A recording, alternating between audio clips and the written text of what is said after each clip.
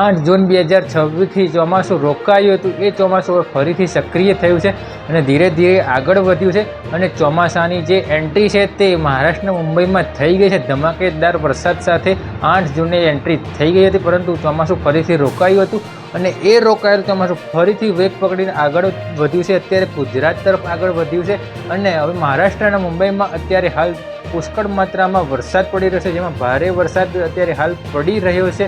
અત્યારે બપોરનો ટાઈમ 2:30 વાગ્યાનો સમયગાળો છે અને અત્યારે હાલ મહારાષ્ટ્રની અંદર વરસાદ પડી રહ્યો છે અને મહારાષ્ટ્ર વરસાદ પડતાની સાથે અરબી સમુદ્રમાં 2 સાયક્લોનિક સિસ્ટમ પણ સક્રિય થઈ ગઈ છે, જેના કારણે ચોમાસાને ફરીથી વેગ મળવા જઈ રહ્યો છે.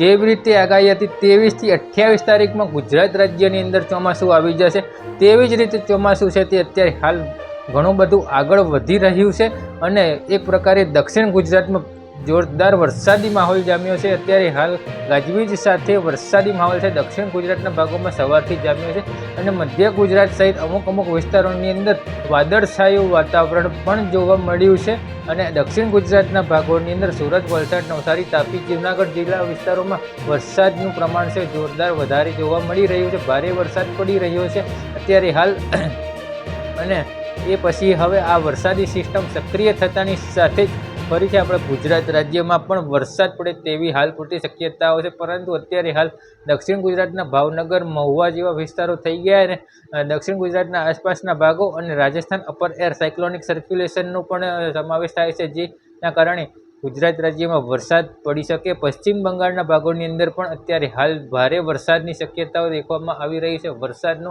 જે રાઉન્ડ છે તે શરૂ થઈ ગયો છે, જેમાં પ્રથમ રાઉન્ડ શરૂ થઈ ગયો છે. 23 થી 28 તારીખમાં રાજ્યની અંદર ચોમાસું પ્રવેશ કરી જશે અને ભારે વરસાદની શક્યતાઓ રહેલી છે. આ એક અઠવાડિયા દરમિયાન રાજ્યમાં ભારે વરસાદની શક્યતા રહેલી છે, જેમાં ખાસ કરીને અત્યારે હાલ ચોમાસાની સિઝન સ્ટાર્ટિંગ સાથે આદ્રા નક્ષત્રનો પણ પ્રારંભ છે, જેમાં દક્ષિણ ગુજરાતના ભાગોની અંદર ભારે વરસાદની શક્યતાઓ જોવા મળી રહે છે.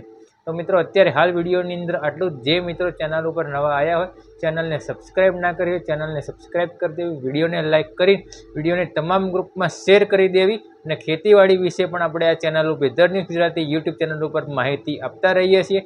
તેમાં કયું બિયારણ સારું, ક્યારે વાવેતર કરવું, વિશેષ માહિતી આપણે આપીએ છીએ અને વાવેતર આ વખતે વાત કરી હતી એ મુજબ 3 તબક્કામાં વાવણી થવાની છે, જેમાં પ્રથમ તબક્કાની વાવણી લાયક વરસાદ થઈ ગયા છે.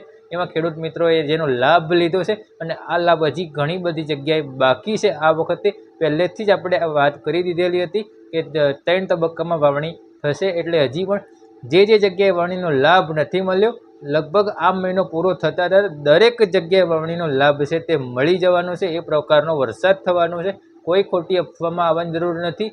આપણે લગભગ અંદાજિત 90% સુધીનો વરસાદ છે તે થવાનો છે, કોઈ દુષ્કાળની સંભાવના નથી, એટલે કોઈ ખોટી અફવામાં આવવું નહીં. મિત્રો વિડીયોને કરીએ છીએ અહીંયા જ એન્ડ.